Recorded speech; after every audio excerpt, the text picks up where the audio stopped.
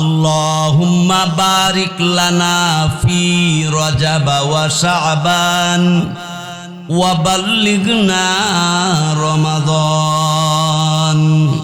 আল্লাহুম্মা বারিক লানা ফি রজব ওয়া শাবান ওয়া বাল্লিগনা রমাদান। আমার আপনার নবী, রহমতের নবী, রাহমাতুল লিল আলামিন, খাতামুন নবিয়্যিন, রাসূল করিম সাল্লাল্লাহু আলাইহি ওয়াসাল্লাম আল্লাহর কাছে দোয়া করতেন, আল্লাহ রজব আর শাবানে আমাকে বরকত দান করেন, আমাদের জন্য বরকত দিয়া দেন, আর রমজান মাস পর্যন্ত পৌঁছায়া দেন। আল্লাহ আপনার পবিত্র মাহে রমজানের রোজাগুলো রাখতে পারি, আল্লাহ পালন করতে পারি, আমাদেরকে তৌফিক দান করেন। এই রজব মাস শেষ হবে, এরপরে 4 শাবান, এরপরে 4 রমজান। রমজান মাস আসতেছে, খুশি না বেজার? আমরা প্রত্যেকে রোজা রাখবো। ঘরের ফ্যামিলিতে ছোট্ট বাচ্চা ছাড়া বালেক বালেগা কেউ যেন রোজা ছাড়তে না পারে। সবাই মজবুত থাকবেন আমার ভাইয়েরা, বন্ধুরা আমার। আসুন আসুন, যারা আমার আপনার নবীকে মানে না, নবী কি আমাদের জন্য কম কষ্ট করে গেছে? আরো জোরে কোন।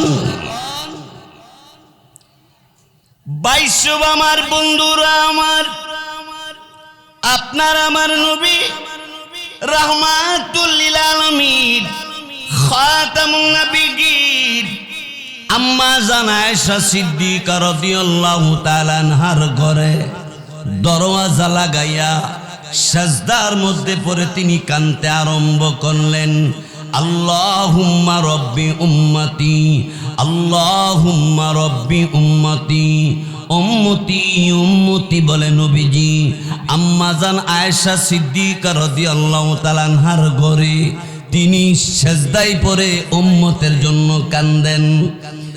কিন্তু আবু বকর সিদ্দিক রাদিয়াল্লাহু তাআলা তিনি দৌড়াইয়া আপনার আমার নবী, রহমতের নবী, রাহমাতুল লিল আলামিনের ঘরের দরজার সামনে গিয়ে দাঁড়াইলেন, আর ডাক দিয়ে বললেন, নবী গো, আমি আপনার আবু বকর এসে গেছি আপনার ঘরের দরওয়াজার সামনে। নবীজি ঘরের দরজাটা খুলে দেন, আমি আবু বকর আপনার ঘরের ভিতরে আসব। কেন কান্দেন? কি দুঃখ, কি কষ্ট বলেন? আমি আবু বকর, আমি আপনার পাশে এসে আপনার কাছ থেকে জানব। যদি কোনো বেঈমান কাফির আপনাকে কষ্ট দিয়ে থাকে, তাহলে তার প্রতিবাদ করার জন্য আমি আবু বকর দাঁড়াবো।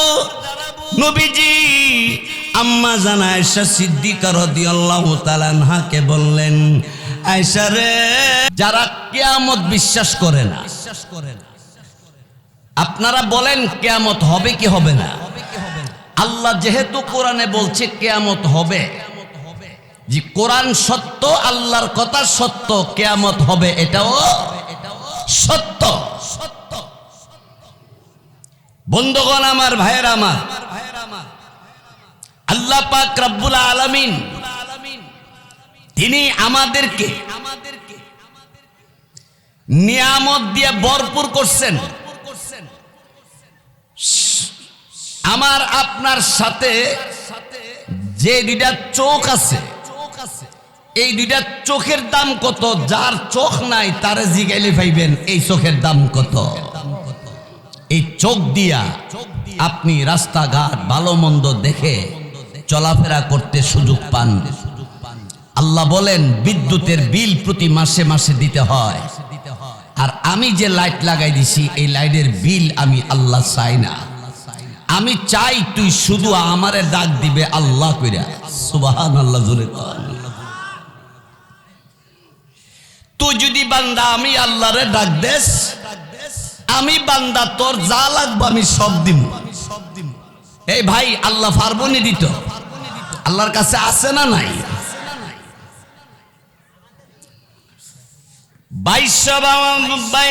আমার বন্ধুরা, আমার আল্লাহ রাব্বুল আলামিন, আমার আল্লাহ তাআলা, তিনি পৃথিবীর জমিনে কোন মানুষ যখন আল্লাহকে আল্লাহ বলে ডাক মারে, আল্লাহ পাক রাব্বুল আলামিন ফেরেশতাদেরকে ডাক দিয়ে বলে, ফেরেশতারা রে, আমার বান্দাটা আমি আল্লাহ রাব্বুল আলামিনকে আল্লাহ বলে ডাক দিতে আসি, বলো বলো এই ফেরেশতারা, আমার বান্দাকে কি পুরস্কার দেওয়া যায়? ফেরেশতারা ডাক দিয়ে বলে, আল্লাহ আপনার বান্দাকে আপনি কি পুরস্কার দিবেন আপনি ভালো জানেন, আপনার বান্দার পুরস্কার আপনি দিবেন, আমরা সাক্ষী থাকব। ফেরেশতাদেরকে আল্লাহ রাব্বুল আলামিন সাক্ষী রেখে বলে, ও ফেরেশতারা, আমার বান্দাটা আমি আল্লাহ পাক রাব্বুল আলামিনকে যখন আল্লাহ বলে ডাক দিয়েছি, আমি আল্লাহ রাব্বুল আলামিনের পক্ষ থেকে আমার বান্দাকে জান্নাতে যাওয়ার জিম্মাদার আমি আল্লাহ হয়ে গেছি। ও আমার ভাইয়েরা, সেই আল্লাহকে ডাকবার দরকার আছে না নাই? আরো জোরে ক। আমার ভাইয়েরা, বন্ধুরা আমার, এলাকার দিনদার মুসলমান ভাইয়েরা, এই বুধল মধ্যপাড়া শের মোহাম্মদ বাড়ির যুবক ভাইয়েরা অক্লান্ত মেহনত করে আজকের এই মাহফিলে আয়োজন করছেন, আর আপনারা এই মাহফিলে এসে বসছেন। আমরা যারা বয়ান করতেছি, যারা শুনতেছি, যতক্ষণ বসে থাকবো ততক্ষণ পর্যন্ত গুনাহ মাফ হইতে থাকবে। আমাদের গুনাহ আছে না নাই? হাই, গুনার অভাব নাই। বন্ধুগণ আমার, ভাইয়েরা আমার, যারা আল্লাহ বিশ্বাস করে না, যারা নবীকে শেষ নবী মানে না, যারা কিয়ামত বিশ্বাস করে না, এমন নাস্তিক, মুরতাদ, বেঈমান, কাফেররা বাংলার জমিন সহ পৃথিবীতে যারা আল্লাহর দুনিয়াতে আল্লাহর নিয়ামত ভোগ করে আর আল্লাহ তাআলাকে মানে না, আল্লাহর নবীকে শেষ নবী মানে না, বরংস আপনার আমার নবীকে যেই সমস্ত নাস্তিক মুরতাদের দালালেরা গালি দেয়, আমরা তাদেরকে জানাই দিতে চাই, আপনার আমার নবীকে যদি কেউ গালি দেয়, আল্লাহর দিন, আল্লাহর ইসলামকে যদি কেউ উৎখাত করতে চায়, তাহলে সেই নাস্তিক, মুরতাদ, বেঈমান, কাফেরদের সাথে নবীর পক্ষে, আল্লাহর পক্ষে, ইসলামের পক্ষে, কোরআনের পক্ষে যদি লড়াই করতে হয়, ওই মুসলমান একসাথে দুই হাত উঁচু করে বলো, কে কে যাবেন সেই যুদ্ধের ময়দানে? কে কে যাবেন?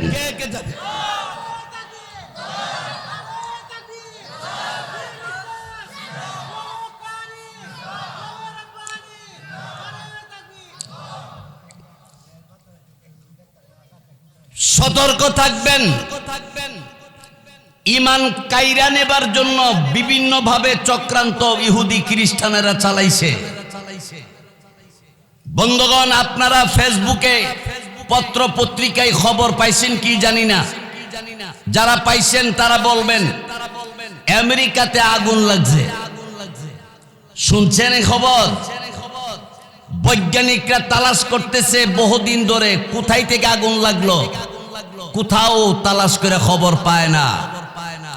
এই আমেরিকার তাদের পক্ষ থেকে ইসরায়েল ইহুদিদেরকে অস্ত্র দিয়ে সাহায্য করেছে আমাদের জাতি ভাই মুসলমান ফিলিস্তিনের মুসলমানদেরকে হামলা মামলা করার জন্য।